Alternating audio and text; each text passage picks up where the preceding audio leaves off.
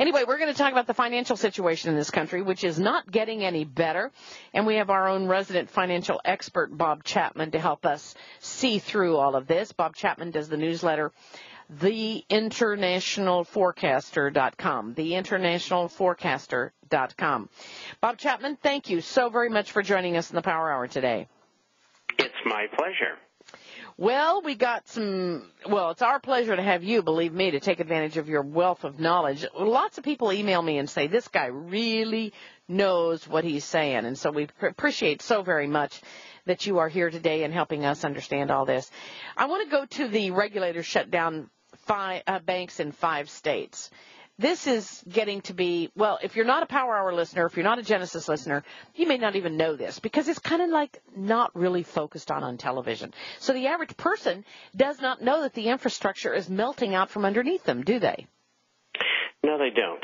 And, you have these Friday night FDIC financial follies, as I call them, the subterfuge, the misdirection that is caused by releases late Friday night that most everybody never sees. They don't even know about a banking crisis as such from that angle, the bank's going under. And last year, I don't know how many the number was. What was it, 140, I think? Mm-hmm. Yes. What are we looking at this year? Well, I saw another newsletter that said 200. I think they're going to accelerate as the year goes on. It could be anywhere between 500 and 2,000. But it's going to be high. Whoa. And you've got the mortgage situation as an example. And this is residential now. You've got the option arms. You've got quality loans that are going bad because people are losing their jobs at high levels. You've got the Fannie Mae, Freddie Mac, Ginnie Mae, and FHA making Alta and subprime loans, again, they have been for a year. By the end of this coming year, 50% of them will have fallen out. So you got all of that that's attached to some of the banks. And then you've got the commercial real estate, which is even worse, which they're getting hit with this year. Those loans, most of them were 5-year loans, interest only. Talk about going to a gambling palace. And so the banks have problems. And then, of course, you have less usage of banking facilities because people are saving and they're trying to liquidate debt. And then you have all of the people who are reneging on debt in other kinds of loans and in credit cards. So the banks really have their work cut out for them. The small and medium-sized banks, I really don't think they understood the grand plan to keep the economy alive during the years between 2000 and 2006. The big banks knew because the big banks own the Fed. And they and the big banks were the culprit. These are the ones that got the TARP funds. Well, the American public, as far as help with their loans, got the shaft. Mm-hmm. And so that's really how it rolls out as far as the banks are concerned. It's going to get worse. And, the FDIC only has $95 billion, of which $45 billion they just received, which is being held in the general fund by the government, from banks who paid their dues 3 years ahead of time. So, what do you do for an encore? 2,000 banks that cost $10 trillion. Whoa. 1,000 banks would cost $500 billion. 500 banks would cost $250 billion. They don't have the money. Okay, now how much did you say the FDIC has presently? $93 billion. All right. Now, depositors' money insured up to $250,000, as we all know, which it could be $1 million. They could put $5 million in there. They don't have the money, but they increase that to make everybody feel good about leaving your money in the bank. Well, anyway, they say that the depositors' money insured up to $250,000 per account is not at risk. With the FDIC backed by the government, besides the fund, the FDIC has about $21 billion in cash available in reserve to cover the losses of the failed banks. Well, let's go. I don't. Who wrote that? This is coming from, this is the AP business writer. No, that's not true. Marcy Gordon. They have a $500 billion line of credit, and that's it. Line of credit. Big difference here. Let me just call attention to which banks these were. The FDIC took over these banks. First National Bank of Georgia. Now, you see the operative word, the FDIC took them over, not another bank. The First National Bank of Georgia in Carrollton, Georgia. And by the way, Georgia is the state with the most failures in it. I was not aware of that. Next, of course, California. Anyway, they had $757 million in deposits. Now, those are the deposits they've got to guarantee. Then you've got another bank in Cornelia, Georgia, in which they have $1.1 billion in deposits. They've got to take over that. So that's about 1.6. Okay. Between the two of them. Right. Florida Community Bank of Immokalee, Florida, with $800 million in deposits.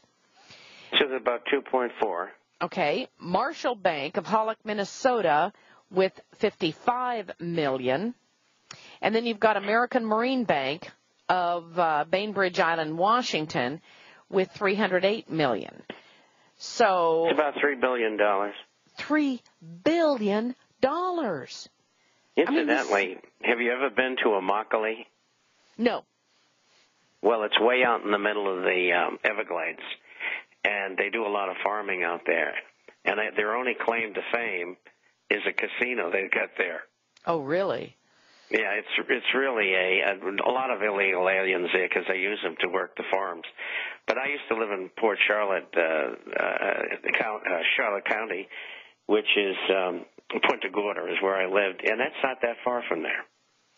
Well, and I'm sure it's Native Americans and indigent people, and, how sad it is, But these 6 banks that folded this past Friday, people aren't hearing about this. And it's kind of like, oh, well, some banks closed. Because, it's boiling the frog. Nobody's really paying much attention. 5 a week, not that big a deal. We've got a lot of banks out there. So then what's going to happen? Are they going to save the big banks and move them into or synthesize them down to a manageable number by the government? Well, I think that any bank that's got an outside chance, they take on the good loans, and the FDIC takes on the rest of them, and that's more inventory to be sold off. It's not all residential. A lot of it's local loans and other kinds of loans, and so. These people got blindsided that ran the banks. They didn't see what was coming. They didn't understand. They didn't read the International Forecaster. Mm-hmm. That's right. And if you want to know in advance and not 6 months or 12 months later, get the International Forecaster. And you can get a complimentary copy of it by calling 877-479-8178, 877-479-8178. Let me change the subject to the Swiss warning UBS Bank that it could collapse. What do you know about that? I haven't seen too much about it, just the commentary this morning. And what I think the game that the Swiss are playing here, and believe me, they're smart. I lived there for over 3 years. Actually, I went to school there as well at the University of Geneva.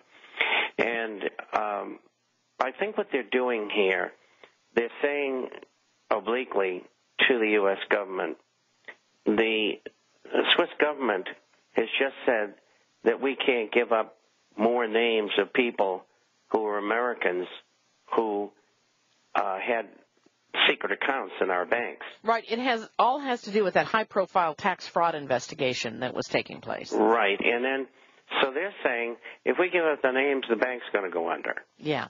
So it doesn't mean anything anyway, so we're not going to give them up. Because no matter what you do, the bank has to survive as far as the Swiss are concerned. It's one of the 2 largest and 3 largest employers in the whole country. Is that right? Whoa. Yeah. Oh, it's a big bank. They're everywhere. And having lived there, I know. My daughter went to school there, She had an account at UBS. They're everywhere. I mean, every nook and cranny of the country. So they're saying, we're not going to give you those things because if we do, UBS will go under. That's the bottom line.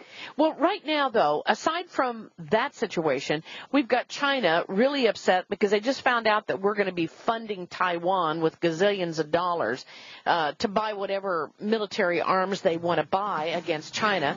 We've got thousands in Tokyo that are protesting against U.S. presence now with our troops in Japan. I mean, we've got a lot of people that are not very happy with the United States. But my question to you, what's going to happen with China if they say we're going to double or triple the tariff? You're arming our enemy. You shouldn't have done it. We'll be right back after this 4-minute break with Bob Chapman. Stay tuned.